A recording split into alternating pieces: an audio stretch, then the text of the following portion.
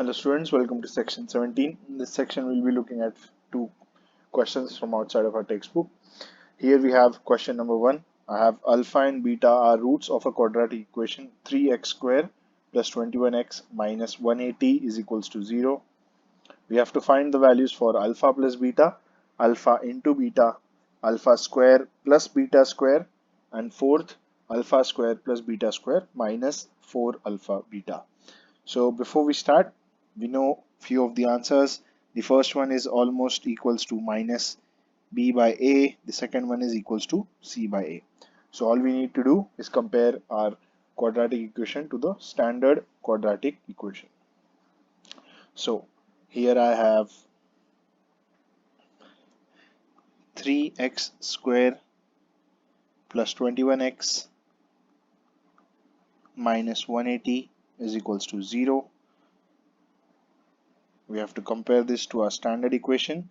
Our standard equation is ax square plus bx plus c is equals to 0. Plus bx plus c is equals to 0. So I have a is equals to 3, b equals to 21, and c equals to minus 180. So for my first answer, I have alpha plus beta, which is equals to minus b by a, and my b value is 21. So this is minus 21 divided by a value is 3. So this becomes minus 7. So alpha plus beta is equals to minus 7. The next value is alpha into beta. This is equals to c divided by a, which is equals to 180. Our value for c is minus 180 rather than 180. So we have minus 180 divided by 3. This is equals to minus 60. Now moving on to our next question. Now this question is much more interesting. As I said in our last section that you need to make sure you learn the formulas for alpha plus beta whole cube, alpha minus beta whole cube, alpha plus beta whole square, and alpha minus beta whole square, or rather than alpha plus beta, just simply the formula identities. So here we have our third question. We have alpha square plus beta square, and we need to find this value. Now alpha square plus beta square is completely different from alpha plus beta whole square. Now we're going to see why. So let's do a simple comparison. I have a plus b whole square, which is equals to a square plus b square plus 2ab. This is our simple for identity of product of a square of summation of two different numbers. So this is my identity. Now if I see a plus b whole square is equals to a square plus b square plus 2ab. That means there is an a square plus b square and there is a second term 2ab that is added to that. So similar to this formula, I can say that alpha square plus beta square is completely unequal to alpha plus beta whole square. So now coming back to our solution, we have to first evaluate alpha plus beta whole square. So this is equals to alpha square plus 2 alpha beta plus beta square. So now what I can do is I can take this 2 alpha beta to the right hand side, or rather to the left hand side, and I'll be left with alpha square plus beta square on the right hand side. To make it easier, I'll solve it in a different way. So here I have alpha plus beta whole square, and this is equal to alpha square plus beta square plus 2 times alpha beta. So all I have to do is I have to move this value to the right hand side and I'll be left with alpha square plus beta square. So I have alpha square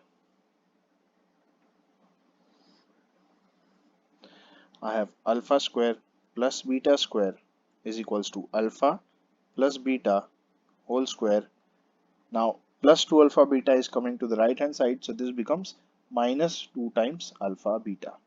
Now from our first solution, we have the value of alpha plus beta as minus 7 and we have the value of alpha times beta as minus 60. So all I need to do is substitute these values and I'll get my answer. So here I have alpha square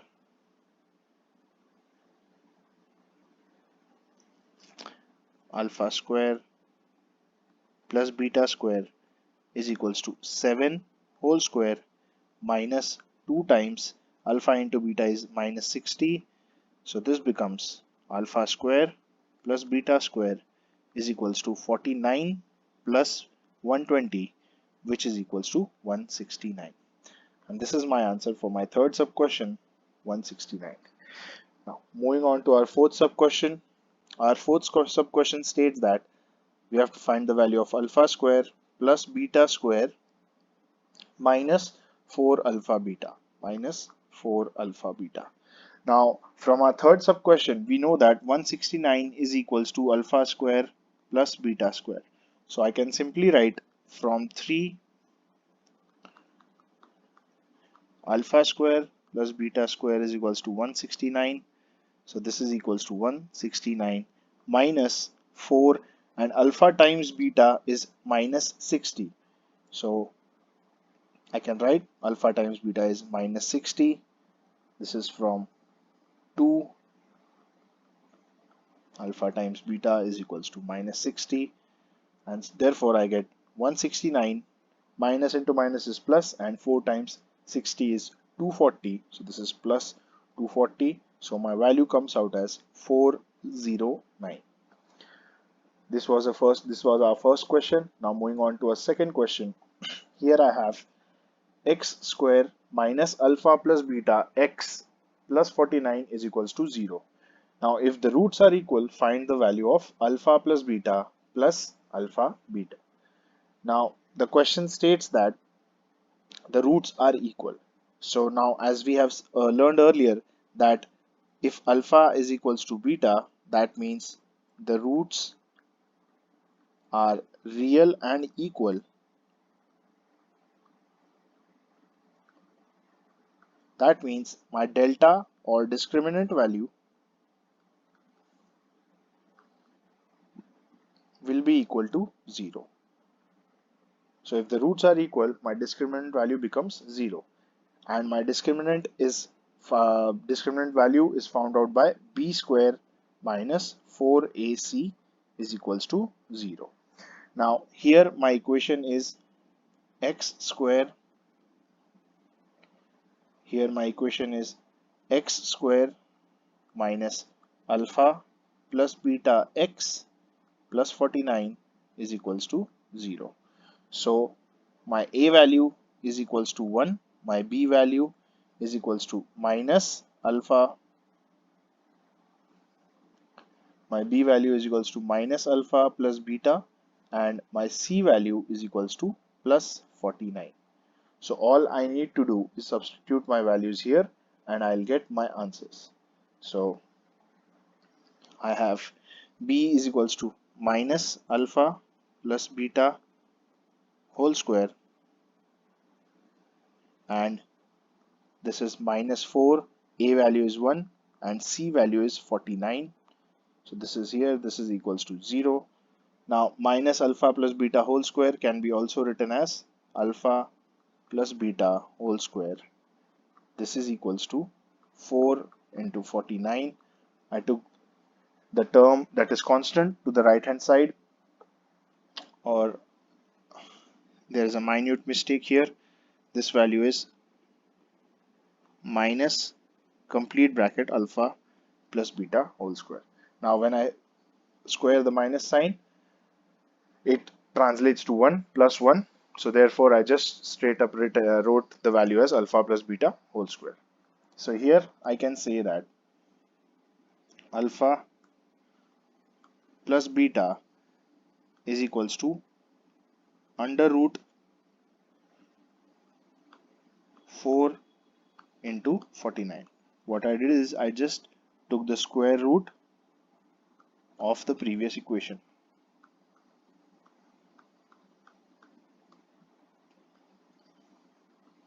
Now under root 4 is equals to 2 and under root 49 is equals to 7. Now remember, we are under rooting, so we need to have plus and minus sign, both of them. So we have 2 times 7. So this is 2 into 7.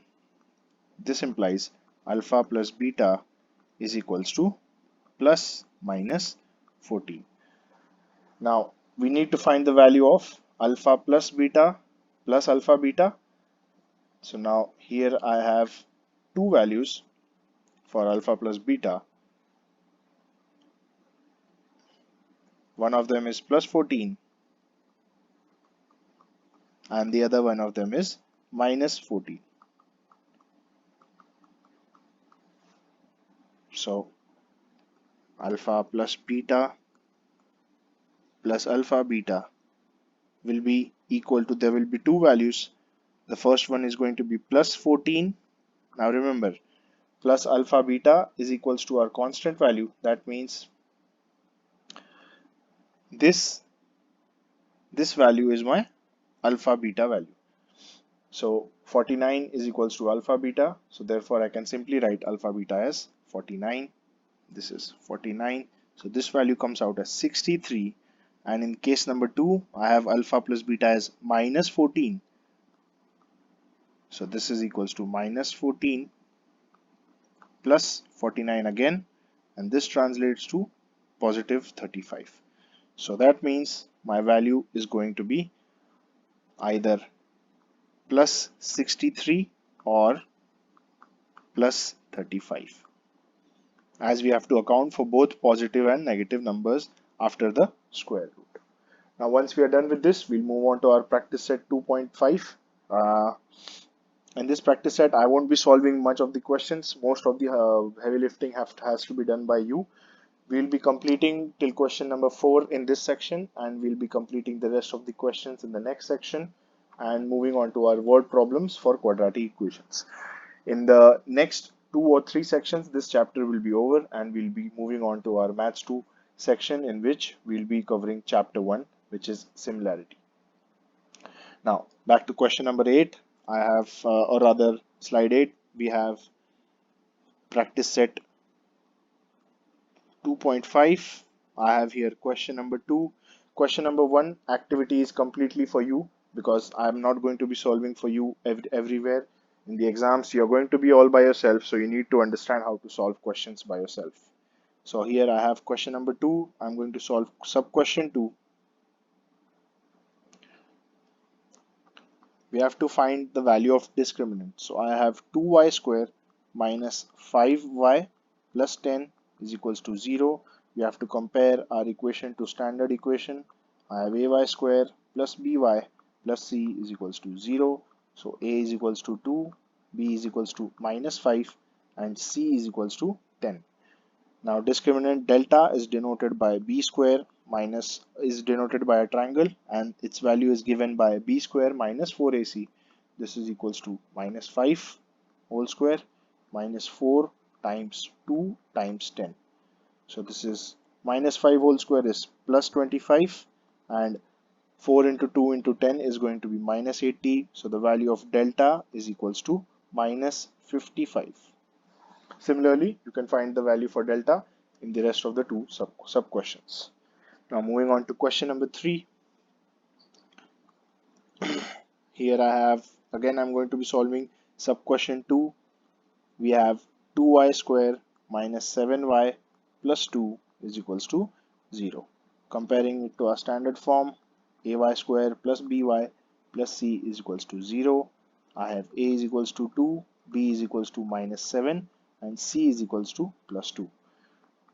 Delta is equals to b square minus 4ac. Here I have minus 7 whole square minus 4 times 2 times 2. This is equals to plus 49. Minus 4 into 2 into 2 is 16. So delta is equals to plus 35. That means, so this implies